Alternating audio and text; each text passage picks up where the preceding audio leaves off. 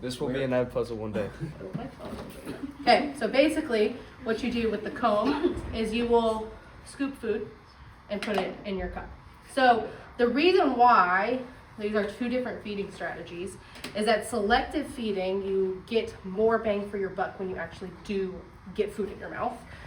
Filter feeding, zooplankton are smaller, and so when they filter feed, it takes more food in your mouth to actually equal the same amount as if you were selective feeding with teeth. Set, go. I did not start early. We're cooked.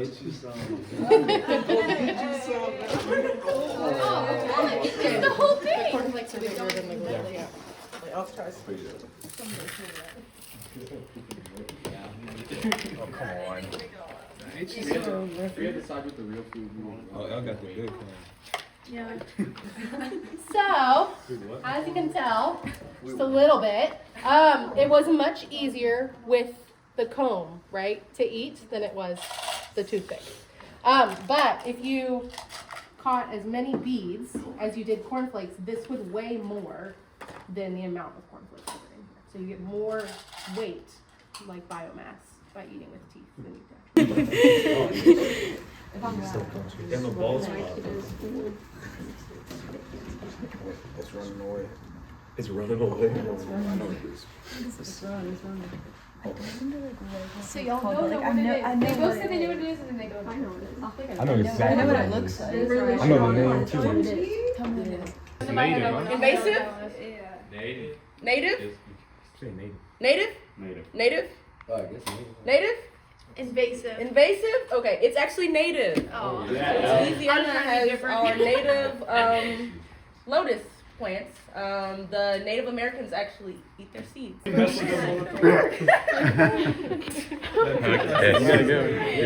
I'm scared.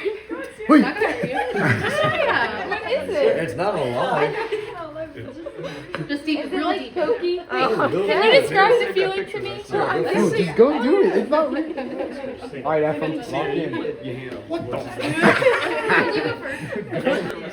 Invasive or native? Invasive. Everybody meet Lucinda. You're scared. $5 a tail. $5 a tail. Give me that tail. I want that tail. We're going down, you know. I'll take it. You can check the good, look at them, see that down through there? You see them starting to break away and move, they're running away? Right. Look at them in there. Oh, yeah. See it? I can see the fry moving around. Get it down in there as close as you want. I see it. That was. So, Ephraim, how do you think it lost its roster?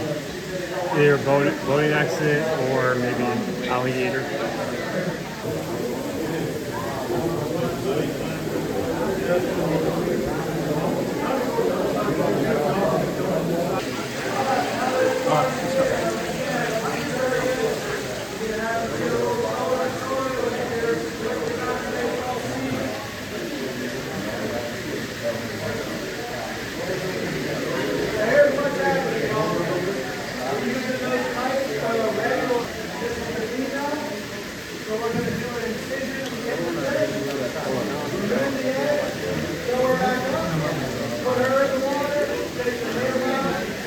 Okay, sound ready?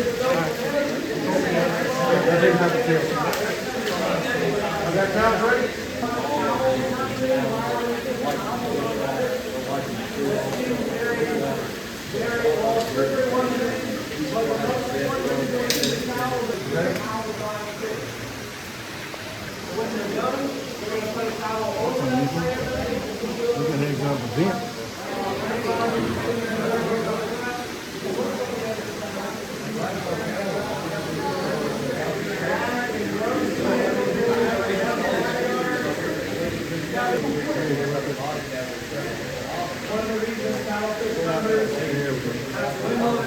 Here, not the lower part too.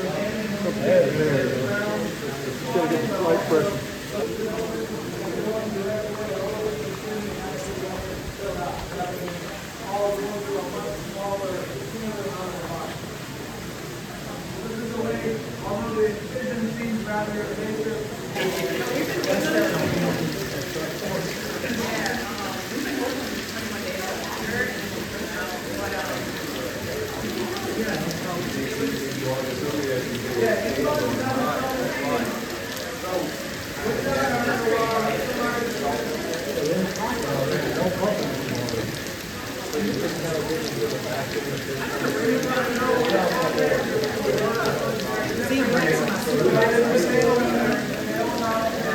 have it? Yeah. Okay. All right.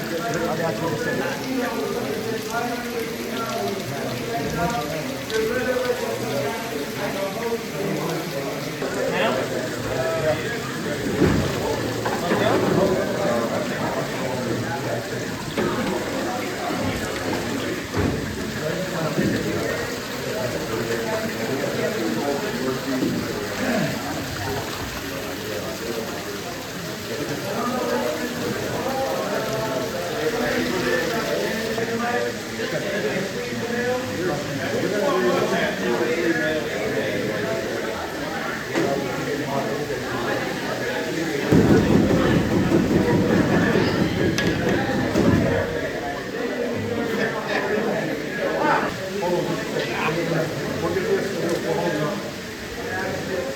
All right, that's good. Not that close. Not that close. Woo! Man, you thought stumped.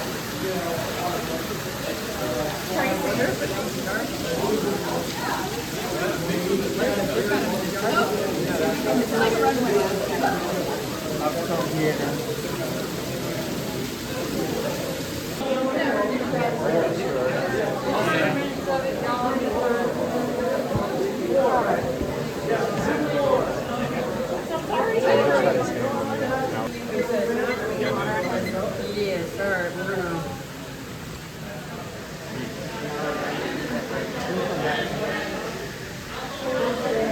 When did the eggs activate? Water. Okay, dude. Come on. Water to it. Y'all have to start stirring. Stir away. Keep stirring. Keep stirring. 30 minutes of stirring. And then 30 minutes. All right. Now we'll watch it. Get those corners. There you go. Don't let those corners pile up. Don't splash. Don't splash. Steady stirring, but not too violent. Nobody can hear it. What kind of mixture is going in there, guys and girls?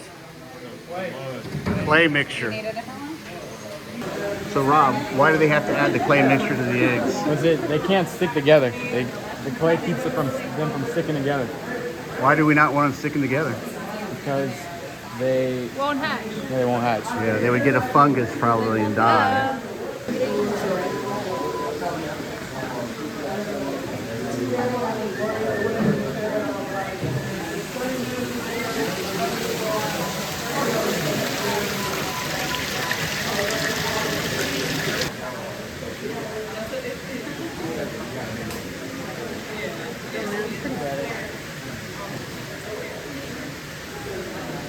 How do y'all know when they're done? Other than time? Is that like a visual or like a We use a set time. You want to make sure they're good and coated. You probably could get away with lesser, but you want to make sure they're good and coated. Look, Okay, that's the fuzzy egg, right? no, those are broken egg casings. Some of them get damaged, so they haven't had time to get a fungus yet. So what do we call the apparatus they're in? Hatching jar, correct. And why do they tumble? It keeps them circulating. Keeps them circulating? What do they need? They need oxygen. Also, we don't want them to do what? Stick together. Stick together. Perfect.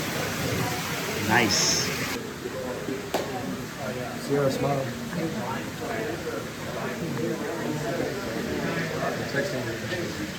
Look at the microscope or whatever it's called.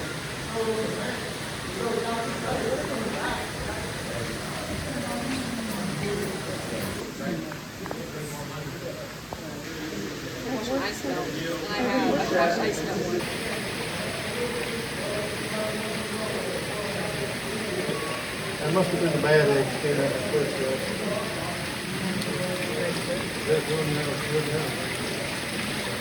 They have different sizes, right? How big the fish is, right? But we have some really big fish, right, with tiny otoliths, right? So why do we think that is? Why do these really big fish have smaller otoliths? Like our tuna. Our tuna has a really small otolith. They don't need to hear as much. They don't need to hear as much? Yeah, so why don't they need to hear as much? They what? They see it. Yeah, they see. Yeah. They can see better, right? Fish in one area, we can rip her up.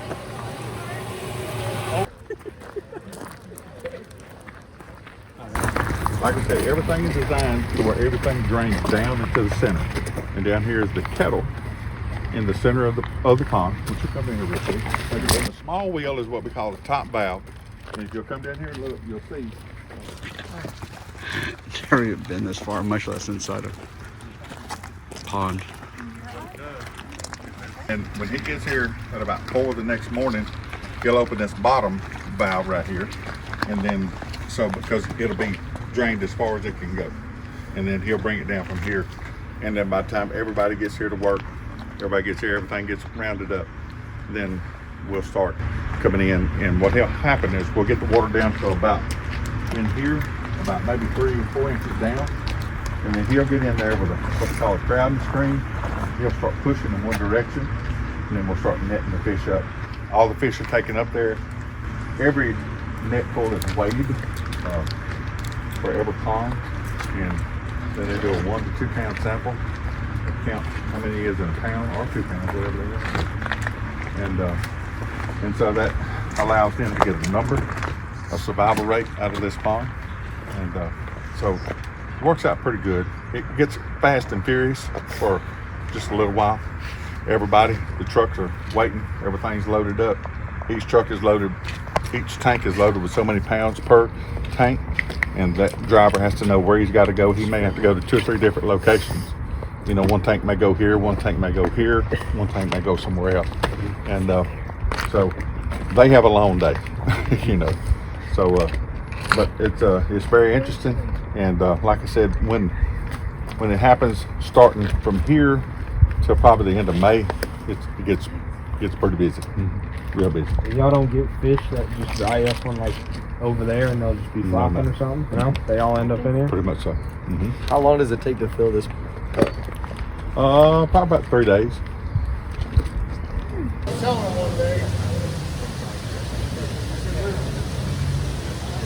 Largemouth bass. It's got a large mouth. You see the maxilla right there, it goes past the eye. And if you look at the dorsal fin, this is one dorsal fin. You got spinous dorsal and a soft dorsal, soft rays, spinous rays.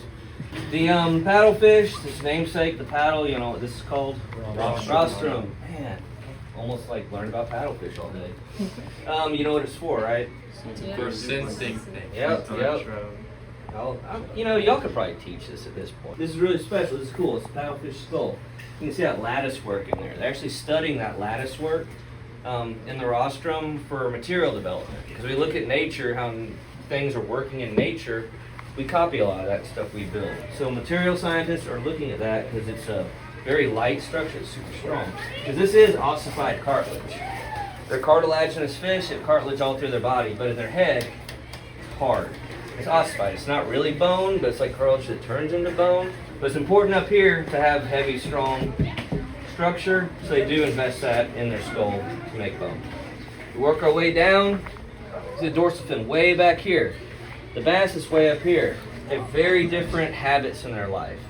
If you look at enough fish, you can make a lot of predictions just looking at them on the outside and the inside and what they eat, where they live, and how they do. And we can do that with paddlefish. It's this kind of torpedo-shaped body because they're in flowing water and they're almost always moving. They're swimming all the time. Bass are ambush predators. They sit in one place. We work back towards the tail fin, which is called the caudal fin.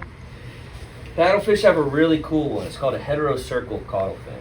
If we look at early in the fossil record, the first fish, they look like worms. Eely worms, they're jawless fish. They have a disc, they don't even have a lower jaw. But they have a protocercal tail. So their tail, their spinal column, or it would be a notochord, that's what they are in cartilaginous fish, just goes straight back and it just has a fin around it. In the fossil record, you start to see that fin go up, and their early fish have a little nub here. And that gives them more stability, more power, just a better tail overall. By the time you get to things like paddlefish, sharks, gar, they have these heterocercal tails. Sturgeon. So it has structure going up here. It's still pretty stiff. It's a stiff tail. It's not as malleable as a lot of them. So you can cut the tail off. You can see what the top and the bottom is if you look at the bones. Go to the Lafayette Science Museum. They have a fish tail, skeleton. It's upside down. And I tell every kid that comes through every year to point it out to them and shame them. Maybe they'll fix it if enough kids tell them that they're wrong. They have urogenital openings. That's the next thing. If you don't remember anything else, if you ever take ichthyology on your test, we'll probably say, what is this and what is that?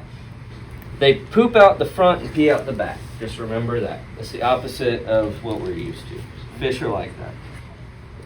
We move our way up. This is a paired fin. There should be another fin here. I cut it off. On the bass, it's way up here. You have these fins on your body. Where do you think they are? Your arms. Not there yet. Your rib cage. Legs. So these are pelvic fins. You got a pelvis. Your legs are attached to your pelvis.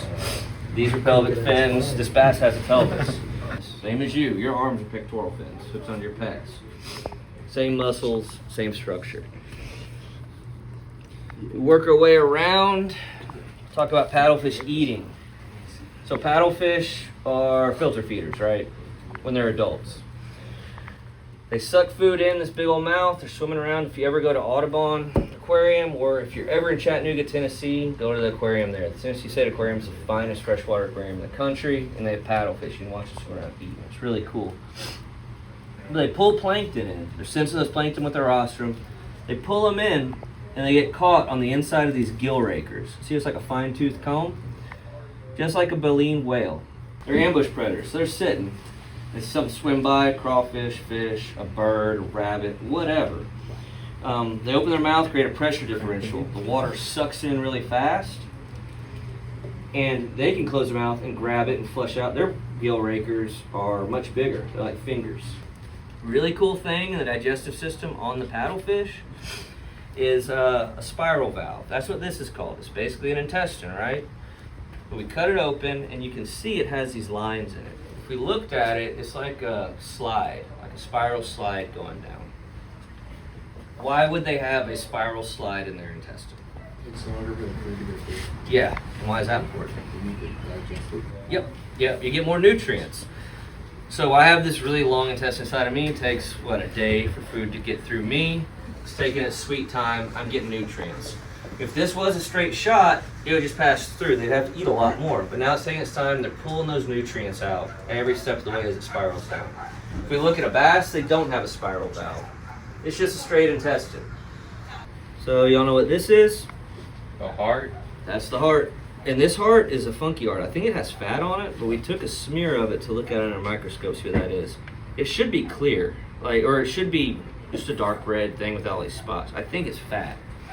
Yeah, anything with a backbone, any vertebrate has basically the same. We might do slightly different things. We did evolve from fish. We are fish.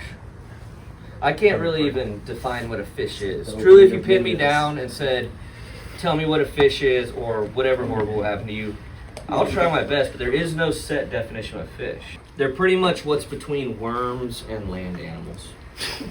We're going to go into reproduction. This is a male. These are the testes. If this was not breeding season, those would be tiny. This is a female. She's full of eggs. This one, that's an ovary. It busted open. This is an intact ovary. Paddlefish. Let's say a paddlefish makes 300,000 eggs. It's swimming out there. One female's mating with 3 to 5 males usually. They drop them, they swim off. Don't ever think about it. Because the females are only spawning every 3 years or so. So that's why you have that ratio of like 3 to 1. The bass, let's say this one makes 10,000 eggs. Do it a couple times in a year. They're dropping 10,000 eggs, just a fraction of that 300,000. But the male's guarding them, so they're getting them more of a boost. The fry, the baby fish will be a little bit bigger. They'll swim off when they deem they're ready. They do invest a lot to make eggs, paddlefish do. That's why they only make them every 3 years, because it's huge stacks in the body. But they drop them all out there, forget them.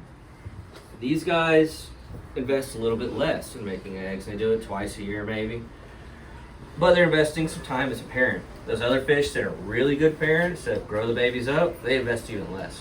We as humans invest a lot in single babies. We're not putting out 300,000 babies at a time. We're pretty much putting out a couple to replace us. Some people put out more, some people put out less. I'm on a negative growth. I got 1 kid.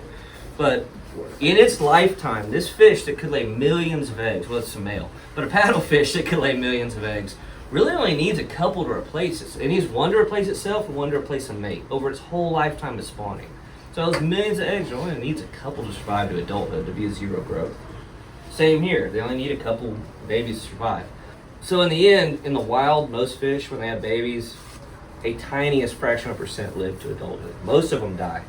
After a major fish kill, this guy lays 300,000 eggs, or his lady lays 300,000 eggs, we might have 1,000 live.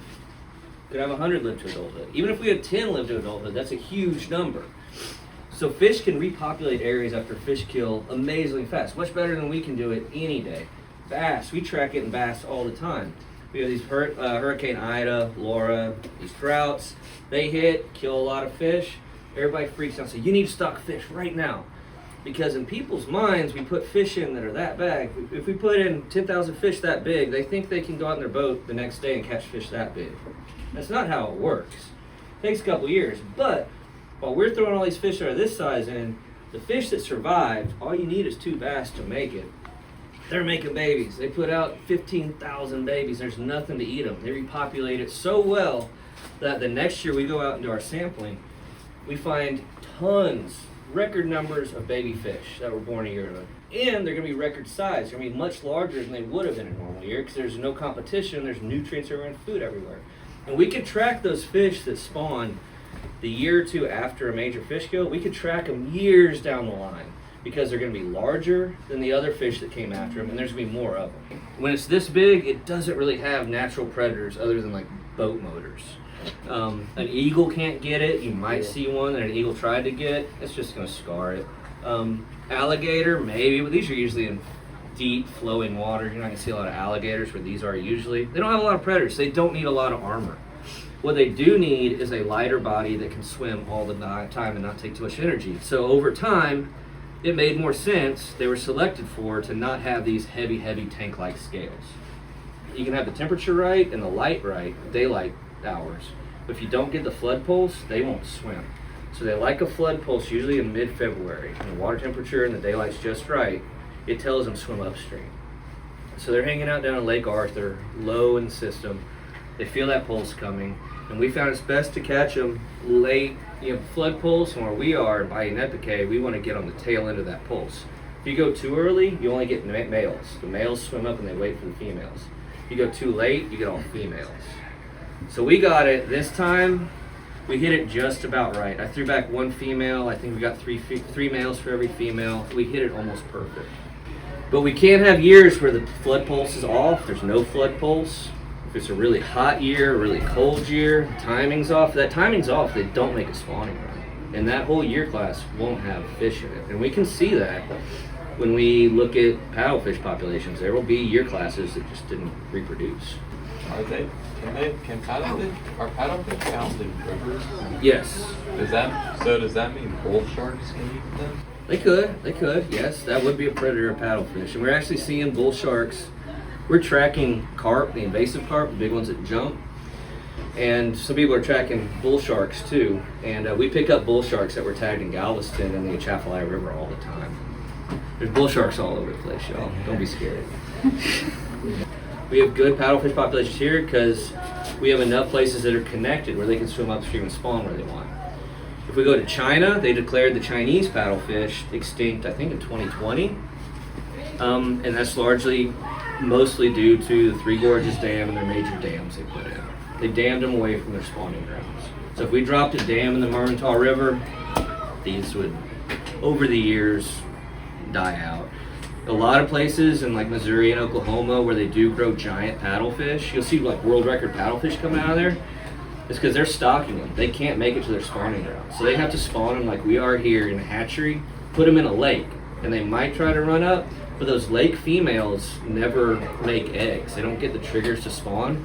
So all that energy that every 3 years goes into making eggs is going into growth. So you have these huge females. I mean, imagine this fish, but like 4 fish stacked under it. That's what they look like. There's some in the Sabine River. Calcasieu has population, Mermentau, and all the Mississippi, Red River, Atchafalaya, they have paddlefish. They will target feed sometimes, especially smaller ones. But all the ones I hear about getting legally caught, you can't snag it. You can't people will pile up where they pile up under dams and try to snag them. That's illegal. You cannot target these to snag. Is it legal to just stick a dip net off the side of a boat and go upstream with it? No.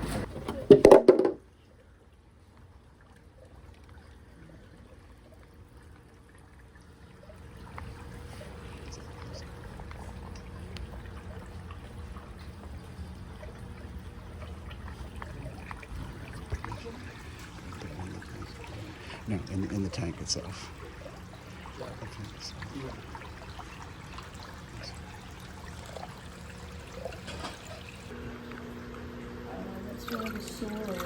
And they may not, you see they're getting caught in the wrinkles, so now that you got less weight in there.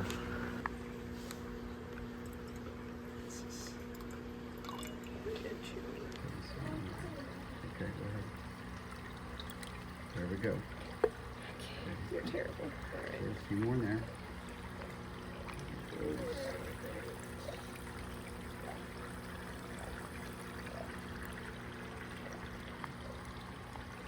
You can do it real fast. Yeah, we got him. Come on. Okay. So at the bottom, I'm going to start the tumbling.